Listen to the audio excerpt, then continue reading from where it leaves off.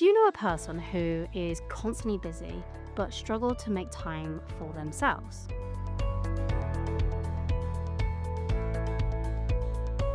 In my growing experience as a personal development coach, I have resolved to call this attitude and behavior as being the best. This person is often plagued by a fear of inadequacy and struggling to delegate their tasks. Unfortunately, there's a huge difference between being busy and being productive. And while some people are indeed busy, this is not necessarily the best attitude for their well-being. As we navigate the world, we are bombarded with suggestions on how to live our best lives. We are plagued by the need to feel significant and good about ourselves. And amidst this, some people have resolved to tie their sense of worth to productivity, even when their productivity is not producing tangible results. Unfortunately, this reality is something people who strive to be the best are intertwined with. Though they constantly strive to achieve good things, constant productivity is not always rewarding. Somewhere in the process, we can't help glamorize productivity without the consideration for other important parts of our lives.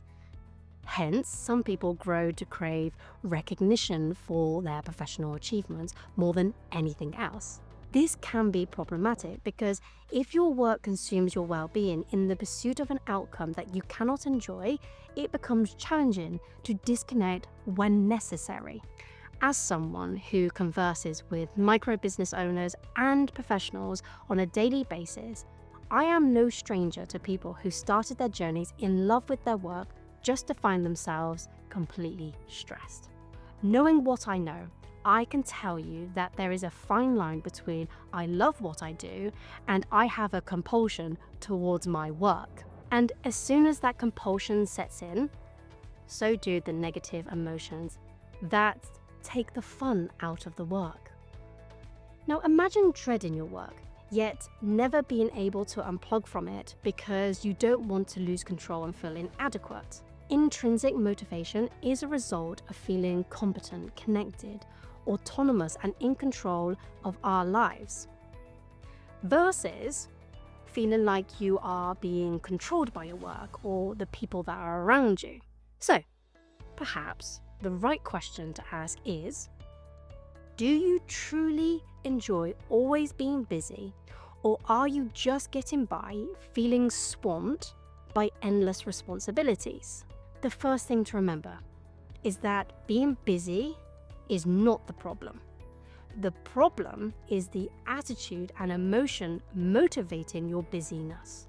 Human beings have an innate desire to grow, to develop, to self-actualize. However, this innate need produces fulfilling intrinsic motivation when you feel like actions have a positive effect, not only to the world but to your life too.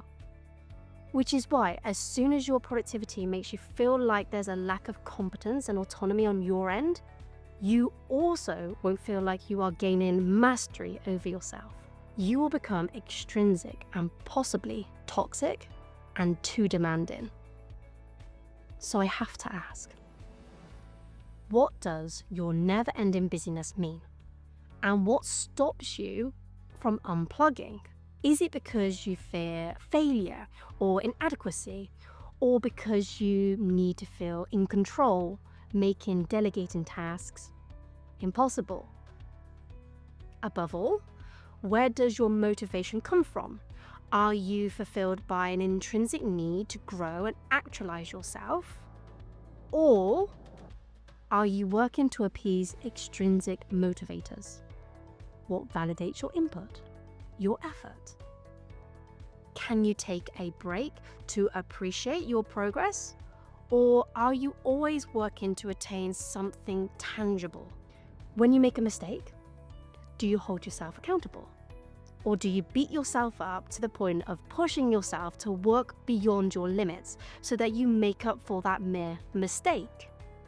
To excel, it's important to understand the reasons for your main activities. In as much as I am presenting busyness as a problem to be solved, for some people, it's a working distraction from anxiety. And for others, it's a healthy way to get a dopamine hit upon finishing tasks. The point to take away is that constant busyness is rarely an isolated symptom. Most of the time, good or not, there's an underlying reason for the behavior. And it starts by being honest with yourself. What comes up when you unplug from work, and how does that make you feel? When you try to relax and forget about work, what anxiety arises? And can you think of a specific reason why you might feel this way? Whatever the case, it's about identifying the motivations behind the busyness and taking charge of them. And as I've recommended to my clients and helped them go from grey to yellow, I invite you to make the most of personal development coaching. You can get started with a free 15-minute coaching session that will help you craft a plan to take the necessary steps to achieve a yellow life. No sales pitches, just 15 minutes with me to help you go to yellow.